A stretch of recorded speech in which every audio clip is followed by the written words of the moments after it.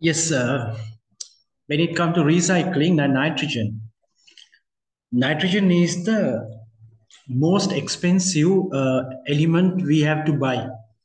Protein. Nowadays, if you want to buy 1 kilo of chicken, 1 kilo of whatever mutton, 1 kilo of fish, egg, cheese, milk, they are super expensive. Why they are super expensive? Because they are nitrogenous source. Then we could also argue, okay, can body a little bit help us these days because nitrogen is very expensive? Rather removing nitrogen from our body as mostly ammonia, urea, uric acid like things, mainly urea. Can body recycle nitrogen? In that case, we're going to learn more advanced thing. There is a kind of a turnover. Body needs to release, secrete nitrogen out of the body everyday basis. Certain things they have to remove from the body. That's how the metabolism is operating. As a result, uh, if we eat too much of protein, paying so much of money, the body remove this nitrogen unless we are not building our muscles. So people who are building muscles, bodybuilders, if you ask from them, do you know they have to eat at least 1 to 2 kilo of chicken per day? They have to eat at least 10 eggs per day. That's how they get nitrogen. In addition, amino acid supplement. So they get large amount of nitrogen to their body. But whatever nitrogen they get, they also excrete urine and urea. Some amount of nitrogen is going out. So that's how the metabolism is happening. There is a fixed amount always released out of the body. So creatine is regular basis release out of urine as a metabolic waste. Okay. Uh, right. Drugs, penicillin and aspirin. Penicillin is antibiotic. We have to learn in the future about penicillin. Aspirin. Aspirin, two uses. One is if you have a headache, if you have muscle pain, you can use aspirin as a painkiller. It has another effect. It prevents blood clotting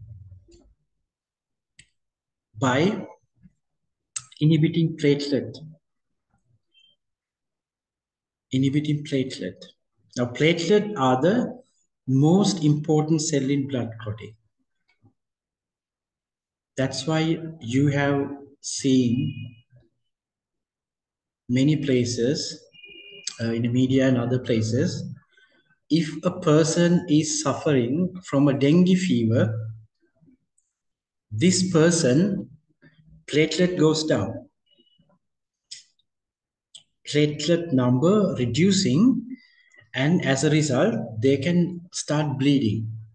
On top of that, if they take aspirin, it further prevent bleeding. So that's very bad if people take aspirin when they have a dengue fever, because aspirin can also reduce the fever, aspirin can also reduce the pain, aspirin can also reduce uh, blood clotting. So that's why they say don't take painkillers or don't take tablets to reduce fever without get proper medical advice. In case accidentally or without knowing person take aspirin, that person is in a great danger because platelet decrease by dengue fever and he's adding more weight to that, preventing blood clotting.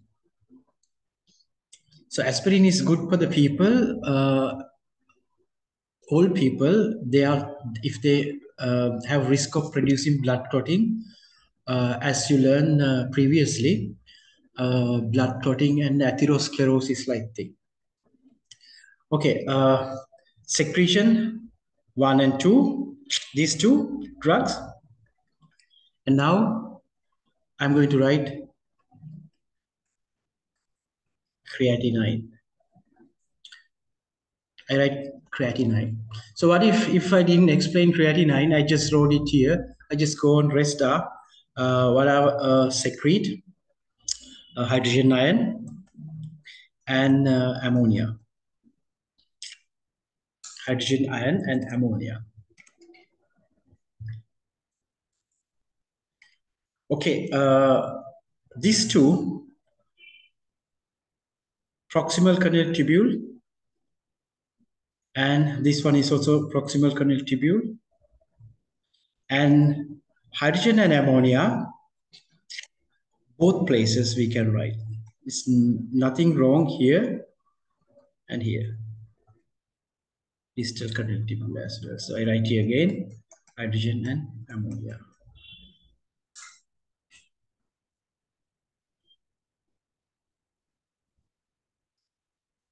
Now for you, you need to remember 1, 2, 3, 4. These are the things secrete from blood into the filtrate.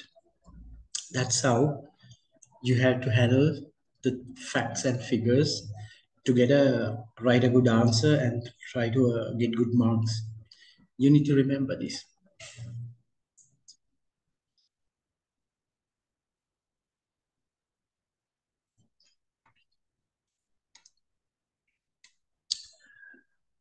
Okay, the main function of kidney: removal of metabolic waste, osmoregulation, acid-base balance, production of red blood cell, bring the pressure if it is dropped.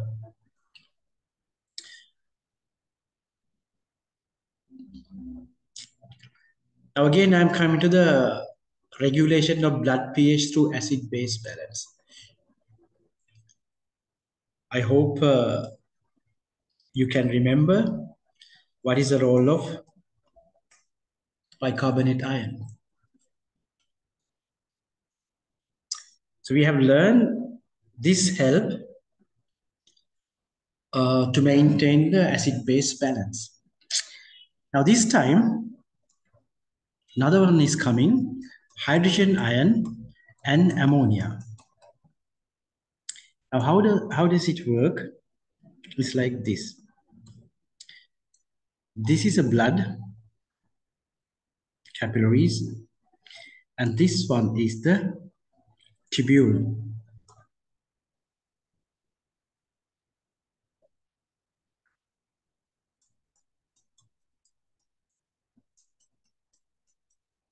So what is in the tubule now? In the tubule, the filtrate is there.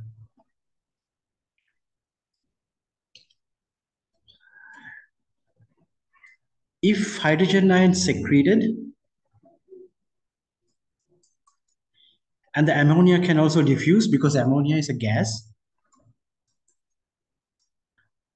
and they can react together to make ammonia ion. This is soluble in urine, and this excrete. So hydrogen ion can further excrete from the body as a result of making this ammonium ion. So we have to maintain a 7.4 pH in the blood, and we have to also maintain not too acidic, because if the urine is too acidic, you get so much of pain when it passing. It can't be make so much of acidic. As a result, the hydrogen ion should be converted into ammonium ion, and by doing that, the pH of the urine, they can maybe a 4.6 upward, minimum maybe the acidic 4.6, maybe it can go up 5, like that range they maintain. So we say basically urine is acidic. So it should maintain acidic nature If not, it is bad again. If it is too acidic, bad. If it is alkaline, also bad. So again, both important to maintain a correct pH, blood and the urine side. So that's very important, maintain of the pH. Okay, so I think now we completely learn regulation of blood pH through acid-base balance as one of the function of the kidney by learning reabsorption and secretion. From this lesson, we have learned ultrafiltration, reabsorption and secretion. And also, when we are learning these three processes, we learn acid-base balance regulation, right? So acid-base balance regulation we have learned, and now what we have to learn, osmoregulation. So if you look what we have learned so far, we haven't learned osmoregulation. We have learned urine formation, metabolic waste removal, yes, and this one acid-base, maintain acid-base balance, yes. Osmoregulation, and we have to learn how kidney help to make red blood cell and how kidney try to increase the pressure if the pressure drop. 1, 2, 3. So we have to learn these three in the next section. Right. First we learn osmoregulation.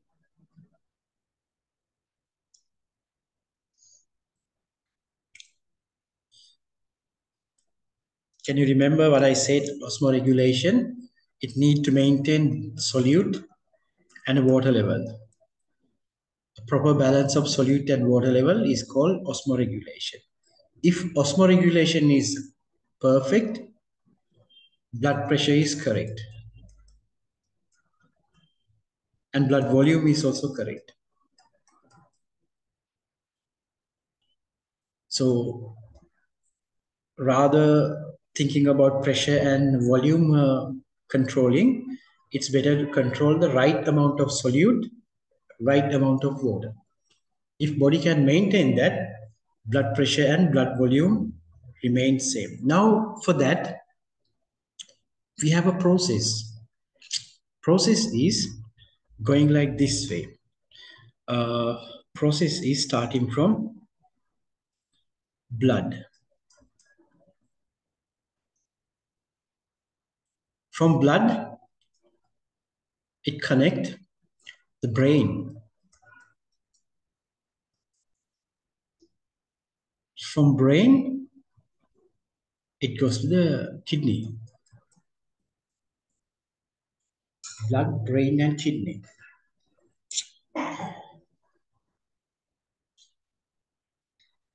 Now this is how it's operating. Blood, brain, and kidney. First we learn starting point in the blood. Okay, how we understand that? If on a standard form, like the right condition, the volume of blood, correct. Then the solute, correct. Perfect. If you measure, fine, 300 milliosmol per liter. Now this is the right condition. This is the perfect condition. This is the condition we need. This is the condition we can consider as a homeostasis. But this is not same always. Example, this can be changed. Let's say a situation like this. Now you drink.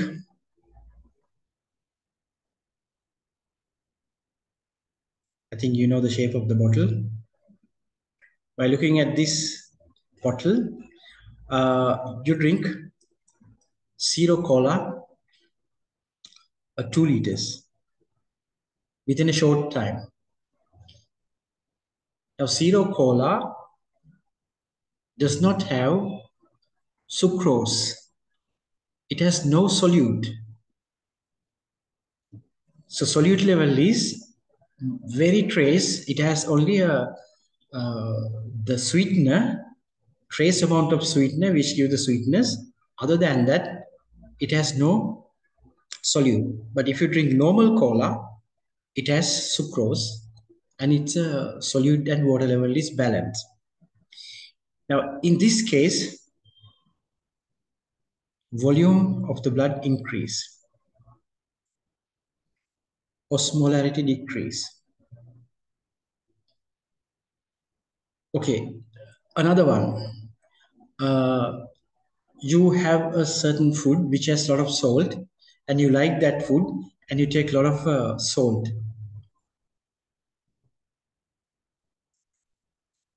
If you take a lot of salt, osmolarity increase because solute level increase. Here, osmolarity decrease. Simple to understand. If you add more water, osmolarity decrease.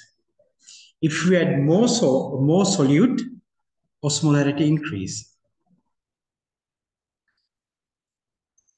So there are many situations day to day in our body, osmolarity is changing. So you are doing sports outside in a hot conditions. You are sweating. When you are sweating, water lost, and you do not drink water. You dehydrated. If you dehydrated, osmolarity again increase, solute level increase.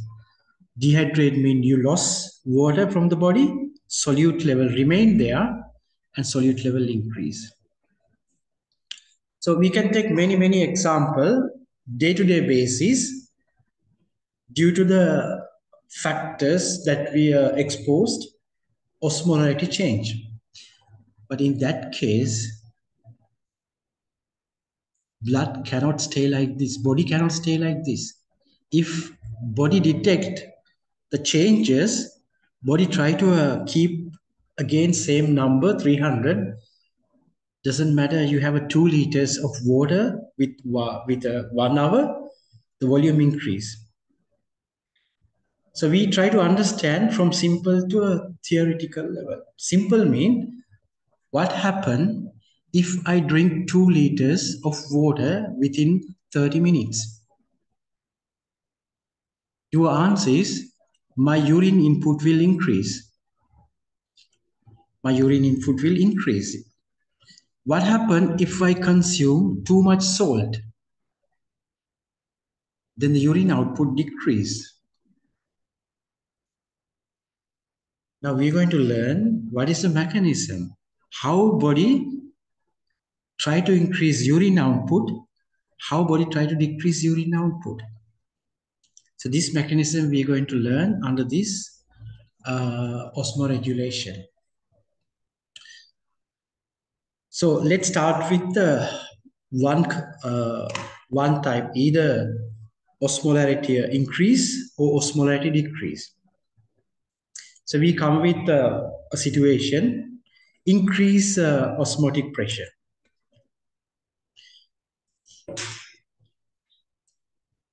In both case, decrease or increase, mechanism is same. One is going one direction, other one is going to other direction, right? So we take as example, osmotic pressure increase. Starting point is blood osmotic pressure increase.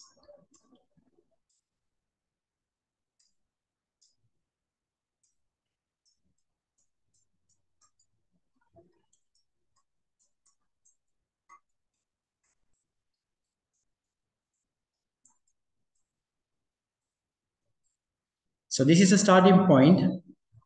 Why this happen? Example, we take small example, dehydrated. So dehydration means loss of water from the body. This could happen if you vomit too much, diarrhea, blood loss, Then excessive sweating without drinking water. So these could lead dehydrations, diarrhea, vomiting, blood loss, excessive sweating, not drinking water. Then the osmotic pressure increase. Now that's in the blood side, right? Now we're just starting from the blood. Due to this reason, blood water level goes down. As a result, solute level increase. Solute level increase because water level decrease. Let's say solute level, if you want to get numbers, so total solute level is 1000, and the volume of the 3000, solute 3000, and the volume is 10 liter. Water 10 liter. So then 1 liter has 300 solute. So 1 liter has 300 solute. But after dehydration, solute level 3000 and the volume is 8 liter. Then you can see the solute level osmolarity increase. Now that's a situation. Then we are going to the next level. If the change happen in the blood,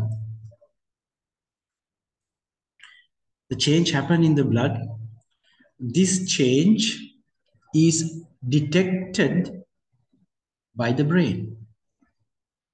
Brain is the sensor. Brain can detect this change.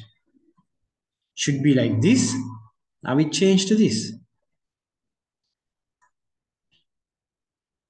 Okay, let's see how brain detect this.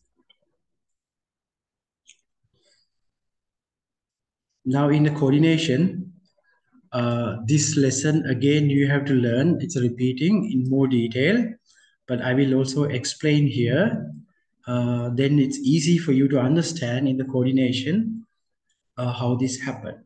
Okay, now when it comes to brain, one of the most important sensor in the brain to detect many changes internally or externally is called hypothalamus.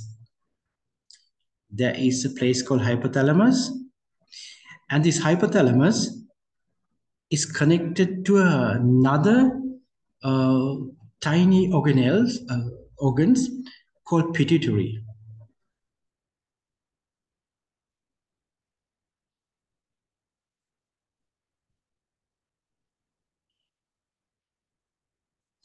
So this part represents the hypothalamus. You will learn where is the location of hypothalamus in the brain when we are learning the brain, right? And this pituitary has two parts. One is front side is anterior.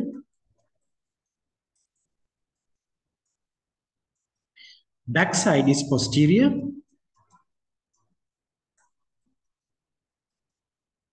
Anterior pituitary and posterior pituitary. Right. Now, hypothalamus is collection of nerve cells. Hypothalamus is a collection of extremely sensitive nerve cells. Nerve cells join together to make various centers. So we can find different centers in the hypothalamus. For example, thirst center, and to make a hungry appetite center, and to check the temperature, thermoregulatory center. We're going to learn this thing in the future coming up, and it also has osmolarity detection center, osmoregulatory center called osmoreceptors. Osmoreceptors. Here, osmoreceptors. What are osmoreceptors? Are specialized nerve cells So they are specialized nerve cell. Specialized nerve cells here like this. Example like this, specialized nerve cells. They have a osmoreceptors. Right now, these osmoreceptors has some kind of a very close connection with the blood. So when blood is passing through these osmoreceptors, it can detect the osmolar. That means osmoreceptors continuously monitor body osmotic pressure. Osmoreceptors continuously measure body osmotic pressure. So what we said, osmotic pressure increase. Then osmoreceptors can detect these changes. Just give me one.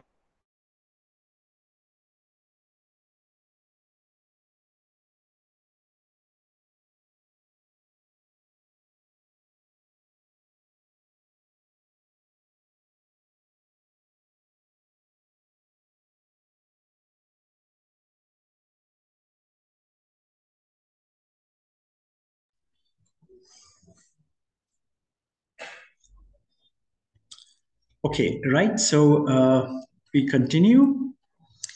Now these nerve cells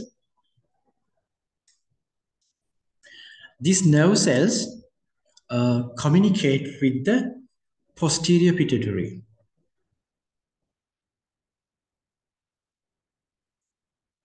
That means, let's say, nerve cells like this cell body, and this is a tail-like things of this cell, and these are the ending of this cell. So you haven't learned a nervous system, but at the moment you think this is a kind of a cells. And this center also responsible in making a hormone. So these cells can also, this center can also make hormone, and this hormone is called anti-diuretic hormone, ADH. So ADH produced in the hypothalamus.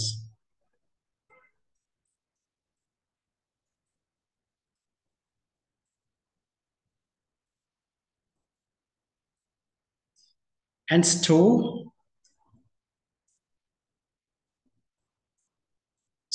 in posterior pituitary.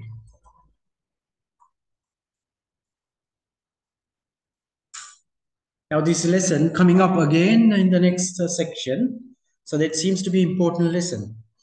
As 2 times it's repeating in the syllabus, it could be very important, right?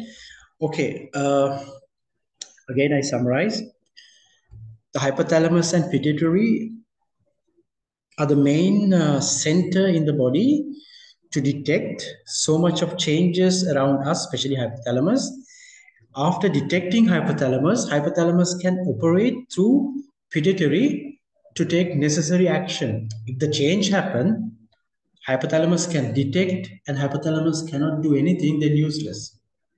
Hypothalamus can detect, hypothalamus can do something to make it correct. Now, in this case, what we said in the blood, osmotic pressure increase. This is detected by the hypothalamus osmoreceptors. And osmoreceptors also important.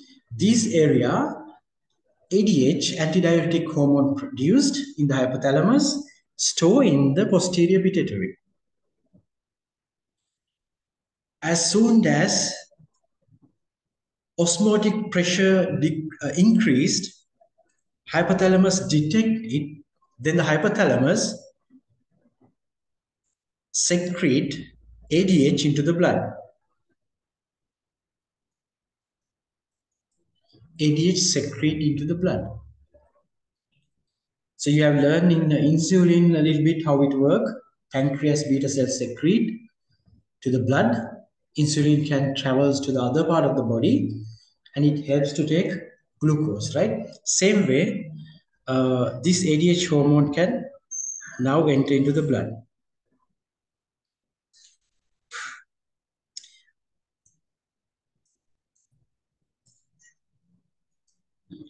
Osmoreceptors detect and it produces the ADH.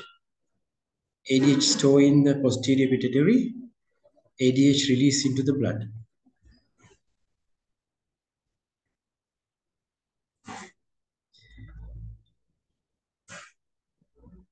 Okay, we have done this one. We have done this one. Blood goes to brain. Now brains goes to kidney. Again, I summarize. Blood osmotic pressure increase. Example, dehydration. This is detected by hypothalamus.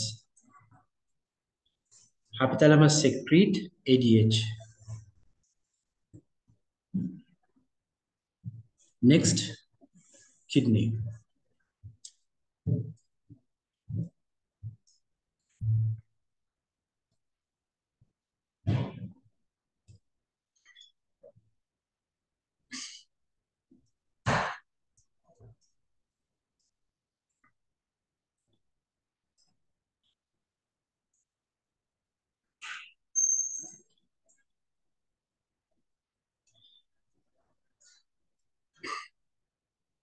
This is a nephron, proximal convoluted tubule, loop of Henle, distal convoluted tubule, collecting duct.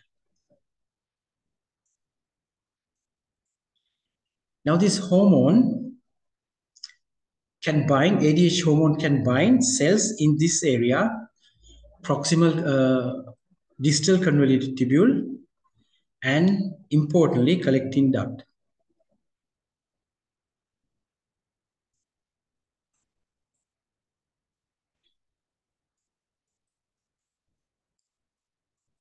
So ADH acts on cells of proximal convoluted tubule and collecting duct.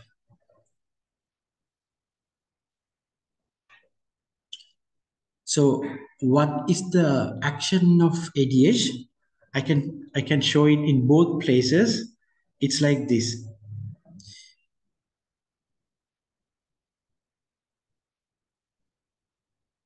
This is a tubule. These are the cells. And inside, this is the lumen.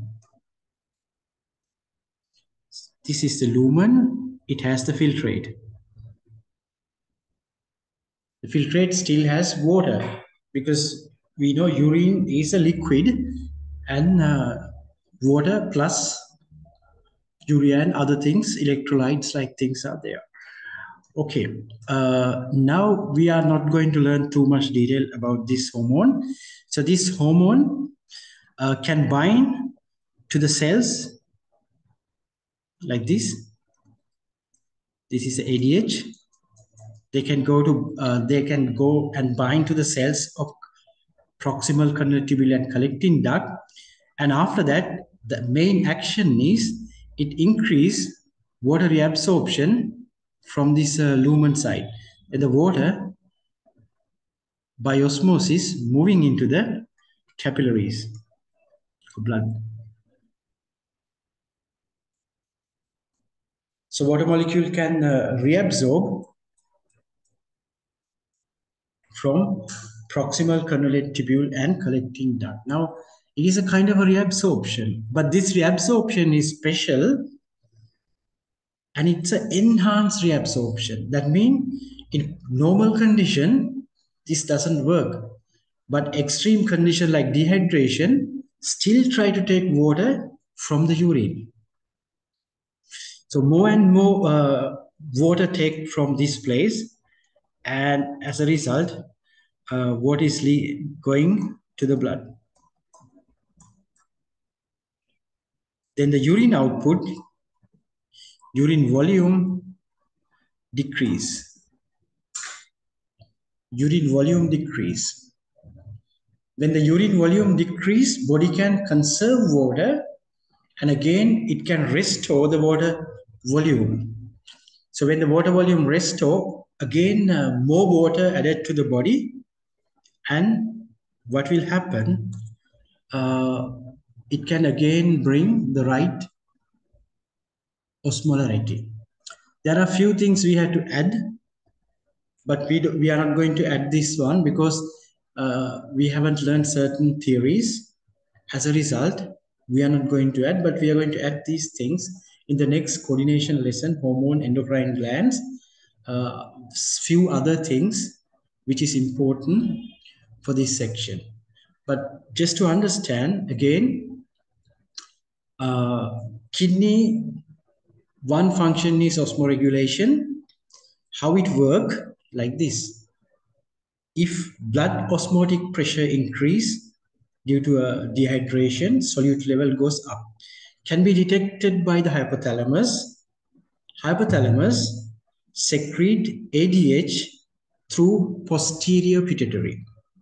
ADH hormone can bind to the cells of proximal convoluted tubule and collecting duct.